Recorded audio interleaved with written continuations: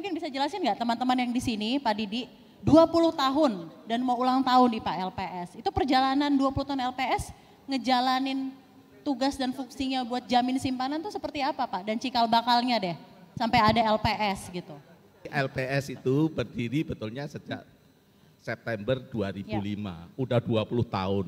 Oke. Nah ini tantangan buat LPS itu dikenal oleh masyarakat itu masih rendah, makanya kita kerjasama dengan Transmedia untuk mengenalkan LPS, termasuk nanti teman-teman dari corporate secretary dari Humas harus kerja keras untuk mengenalkan LPS kepada pihak masyarakat. Ya. Pada saat pendirian awalnya, LPS itu didesain metamorfose. Awalnya itu hanya kayak pebok plus. Jadi simpanan bank yang dicabut izin usahanya dibayar oleh LPS. That's it. Pada saat itu opsi resolusinya hanya dua. Menyelamatkan bank setelah dinyatakan gagal oleh BI, OJK belum ada waktu itu. Serahkan LPS ada dua opsi. Dilikuidasi, dicabut izin usahanya atau diselamatkan. Case-nya ada masing-masing itu. Untuk waktu itu Bank IV tidak diselamatkan, salah satu bank umum. Bank Senturi diselamatkan.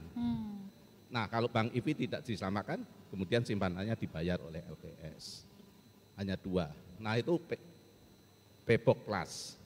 Nah kemudian dengan Undang-Undang Pencegahan dan Penanganan Krisis Sistem Keuangan BPKSK tahun 2020 kalau nggak salah, itu opsi resolusinya dibuka. Ada namanya tadi PMS ada, likuidasi tetap ada, tapi di tengah-tengah itu ada PNA, Purchase and Assumption. Jadi bank itu dibelah, good asetnya sama simpanannya yang dijamin, dijual, dialihkan kepada bank lain, bank yang sehat yang mau ngambil alih. Kalau itu tidak terjadi, LPS bisa mendirikan namanya bridge bank, bank perantara untuk mengelola good asetnya sama liabilities yang dijamin, yang bad asetnya tetap dilikuidasi. Gitu. Itu namanya loss minimizer. Jadi hitungan mana yang lebih murah yang akan dibayar, yang dipilih opsi resolusi itu oleh LPS. Nah dengan undang-undang terakhir 2022 ya, 2023 yang penguatan sistem keuangan, pengembangan dan penguatan sistem keuangan, LPS diharapkan maju ke depan lagi. Jadi risk minimizer. Jadi LPS tidak hanya mementingkan diri sendiri hanya loss minimizer, tapi harus mempertimbangkan 7 faktor lainnya yang terkait perkembangan stabilitas sistem perekonomian, kemudian stabilitas sistem perbankan. Jadi bisa saja yang dipilih opsinya lebih mahal, tapi tidak menimbulkan kerusakan secara ekonomi. Buat sistem keuangan. Iya, buat sistem keuangannya. Itu akhirnya kita juga diberi kewenangan agak maju ke depan pada saat bank dinyatakan gagal oleh OJK, diserahkan LPS, kita bisa menjajaki calon investor lain untuk bersama-sama LPS menyelamatkan bank itu. Ada satu kasus, walaupun masih BPR, di Jawa Barat namanya Bank Indramayu Jabar. Bank Indramayu Jabar. Itu kita bisa selamatkan dengan mengajak Bank Jabar Banten, BJB, ya, untuk mengkonversi pinjaman dia menjadi modal debt equity swap. Kemudian bank itu sekarang sudah selamat. LPS menghemat biaya lumayan itu 125 miliar itu Pak. Sayangnya 120 miliar bukan bonus untuk saya.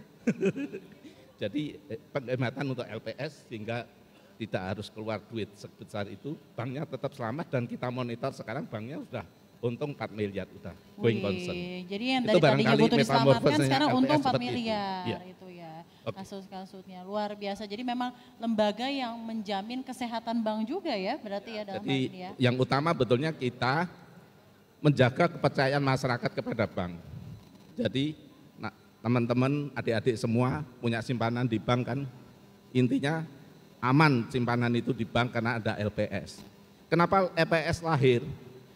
Kita ingat pada saat itu, mungkin adik-adik belum pada lahir ya, 97, 98 kita mengalami krisis keuangan yang sangat berat. Keuangan, ya. Iya, ada 16 bank kecil dicabut, penjaminan belum ada. Oh. Dampaknya bank-bank yang sehat akhirnya diras oleh masyarakat. Ya namanya bank, tadi istilahnya Pak Emil, Dadak ya, kan bank itu mengelola dana masyarakat, dia jangka pendek. Dilempar kepada kredit investasi, kredit modal kerja yang jangka panjang. ada maturity mismatch di situ. Nah kalau nasabah nggak percaya simpanannya diambil sementara ini udah terlanjur dilempar di kredit, ya pasti banknya kolaps, kesulitan likuiditas. Itu yang kita inginkan terjadi, akhirnya LPS berdiri. Nah dampak dari itu nasabah kita harapkan, dan memang kenyataannya case-case yang kemarin ada satu bank barangkali muncul di koran sampai antri nasabah di banknya di Pancoran itu Pak. Itu kan nasabah bank lain kan tetap yakin karena ada LPS. Kalau itu terjadi dulu zaman kayak 97 98 jadinya belum tentu terjadi seperti itu. Thank you Pak Didi. Cak Lontong mungkin ada tanggapan tuh Cak Lontong. Perannya LPS nih gimana? Ya kalau buat makin yakin nggak buat naruh uang di bank? Saya itu lebih yakin naruh uang di bank pada dikelola istri saya itu ya sebenarnya. Lebih yakinnya itu tadi. Karena setelah ada LPS itu nasabah itu kan lebih terjamin begitu Pak ya. Senang sekali, saya bangga sekali dengan 20 tahun memang gaungnya yang kurang. Makanya acara seperti ini Pak JT memang harus lebih sering.